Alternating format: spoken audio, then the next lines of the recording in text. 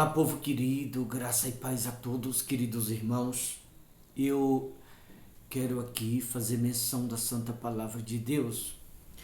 Eu quero te mostrar à luz da Escritura que tem alguma coisa em você que se identifica com o Todo-Poderoso.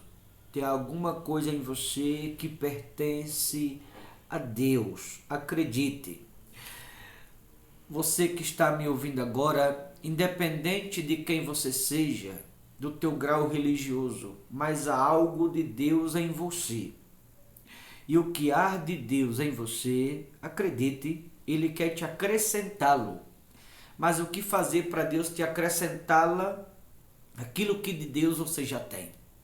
Porque eu também sei que tem pessoas me ouvindo que alguns têm mais, outros têm menos, se tratando dos céus. Mas independente da quantidade que você tenha, se mais ou se menos, Deus quer te acrescentar. E eu pergunto, você quer que Deus te acrescente ou você quer que diminua o que você já tem? Porque tem pessoas que, em vez de Deus acrescentar, tem pessoas que estão perdendo.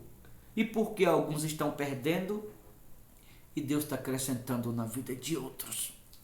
Olha a resposta. 2 Reis capítulo 4, versículo de número 1. Olha o que está escrito. Se você quer que Deus te acrescente, fique na mensagem que vai valer a pena. 2 Reis 4, 1. Certa mulher das mulheres dos discípulos dos profetas clamou a Eliseu dizendo: meu marido, teu servo, morreu, e tu sabes que ele temia ao Senhor. É chegado o credor para levar meus 2 filhos, para lhe ser escravo. Ele lhe perguntou: que te hei de fazer? Dize-me, que é que tens em casa? Ela respondeu: tua serva não tem nada em casa, senão uma botija de azeite. Então disse ele: vai pedir emprestada vasilha a todos os teus vizinhos, vasilhas vazias e não pouca. Então entra, versículo 4. Então entra e fecha a porta sobre ti e sobre teus filhos. Deita o teu azeite em todas aquelas vasilhas e põe a parte a que estiver cheia. Senhoras e senhores, diz a palavra de Deus, primeira epístola de João, que o azeite testifica o Espírito Santo na terra. Por isso eu disse que alguns têm mais e outros têm menos, mas todos que me ouvem têm de Deus, mesmo que pouco, mas todos têm. E o que Deus quer acrescentá-lo. Mas olha no versículo 4, para Deus acrescentar a orientação do profeta. Entra e fecha a porta. Enfim, daqui a pouco chegaremos nessa parte. Esta mulher, o marido dela havia morrido, e ela chegou para o profeta Eliseu e disse: meu marido, teu servo. Indicação de que esse homem, mesmo ele tendo morrido, ele servia aos céus. Meu marido, teu servo, morreu, mas tu sabes que ele temia ao Senhor. Tu sabes que ele temia. Mesmo ele temendo a Deus, servindo aos céus, não isentou que ele não tivesse problema. Indicação de que todos nós, mesmo servindo aos céus, temendo a Deus, vamos ter problema sim. Se engana quem pensa que a vida vai ser só um mar de rosa. Há muitos por aí que enganam as pessoas, iludem as pessoas. Ah, Deus vai fazer isso, Deus vai fazer aquilo, a tua vida vai ser assim, tá? Irmão, dentro da igreja, acredite em você o que eu vou lhe dizer aqui. Dentro da igreja a gente vai passar por mais temporal dentro da igreja do que lá fora. Sabe por quê? Dentro da igreja nós temos que renunciar a tudo. Lá fora não precisa renunciar a nada.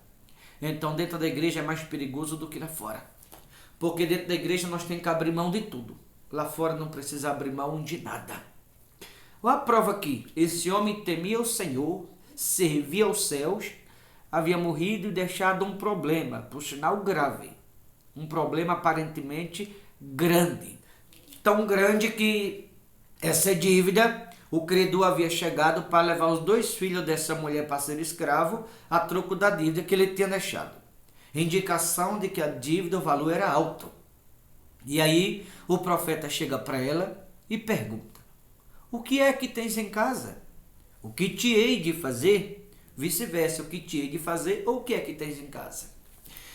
Deus havia falado para o profeta que ela tinha dentro de casa, pouco mais tinha. Mas o pouco que ela tinha era o bastante para o problema dela ser resolvido.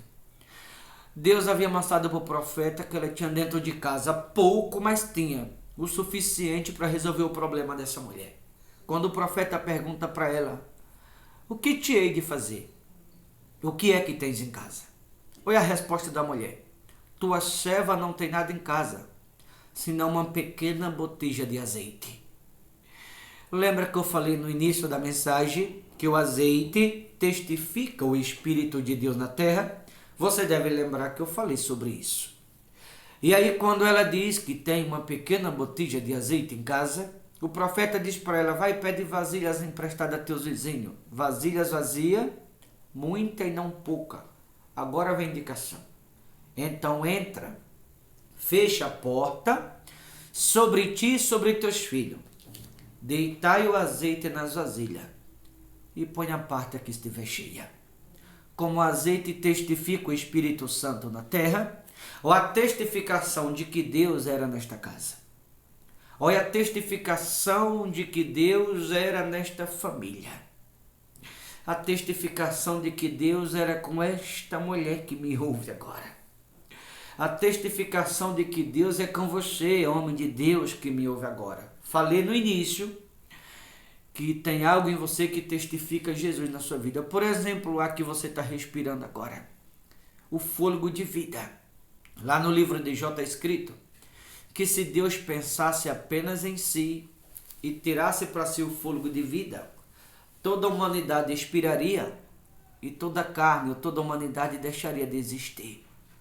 Você que está me ouvindo agora, independente se você crê em Jesus ou não, independente do seu grau de religiosidade, tem algo em você que testifica Jesus na sua vida. Tem algo em você que identifica Jesus em você. O ar que respira, por exemplo, é uma dessas coisas, entre outras.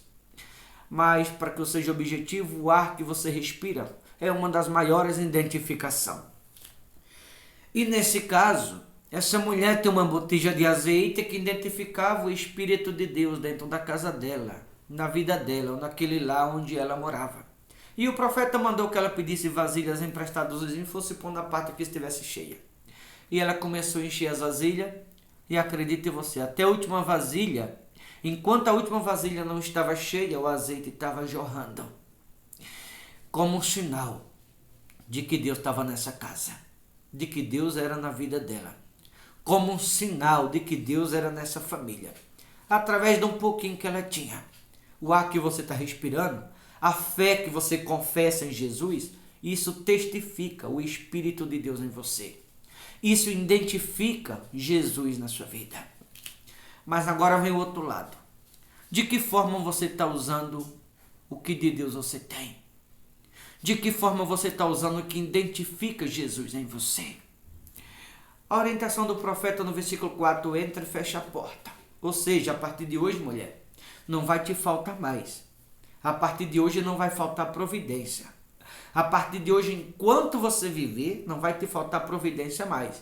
Porém, tá vendo isso aqui? A porta precisa estar fechada. Então você deve lembrar que eu falei no início que algumas pessoas têm para mais de Deus, outras para menos, outras não têm quase nada. Até já teve um dia, mas não tem mais. Porque a porta está aberta na vida de alguns. E quando a porta está aberta, o adversário passa a ter acesso à vida das pessoas. Como é que o adversário tem acesso à vida das pessoas? Dos crentes, por sinal. Através da vaidade. Tem crente que é uma vaidade desgramada. Como é que o adversário tem acesso à vida das pessoas? Através de eu deixar-se levar pelos outros. E as pessoas vão perdendo a santidade. Perdendo a comunhão, a intimidade com o Espírito Santo. Como é que o adversário tem acesso à vida das pessoas? Quando elas perdem a credibilidade, dá um nome a falar. Quando alguém olha para elas e não vê mais nelas o caráter de Jesus Cristo. Quando as pessoas olham para outro e vê que aquele alguém está sendo um mau exemplo, um mau testemunho. É uma porta que o adversário passa a ter acesso à vida das pessoas. E assim elas começam a perder o que já tiveram de Deus um dia. E assim que muitas pessoas têm perdido através da língua, que tem crente que é fofoqueiro virado no capeta. Tem uns crentes hoje em dia, não são todos, irmão, mas é fofoqueiro virado no diabo, vive na fofoca picuinha.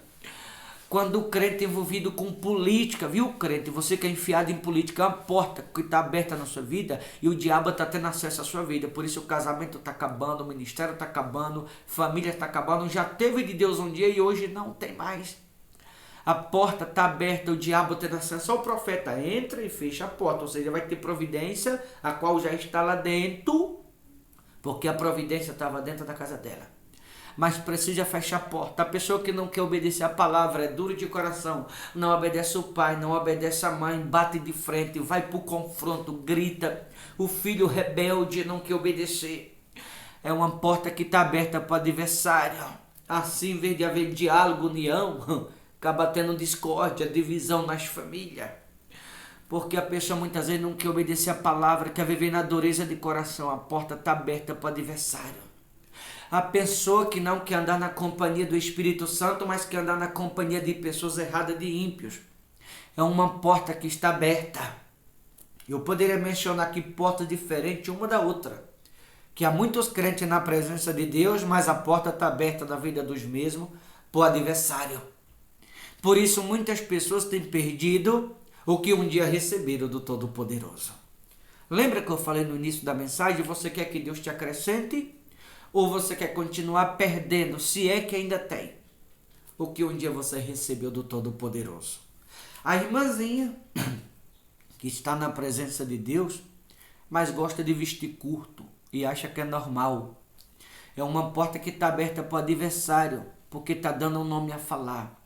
Está causando escândalo. Isso é vaidade. É pomba gira, viu, irmã?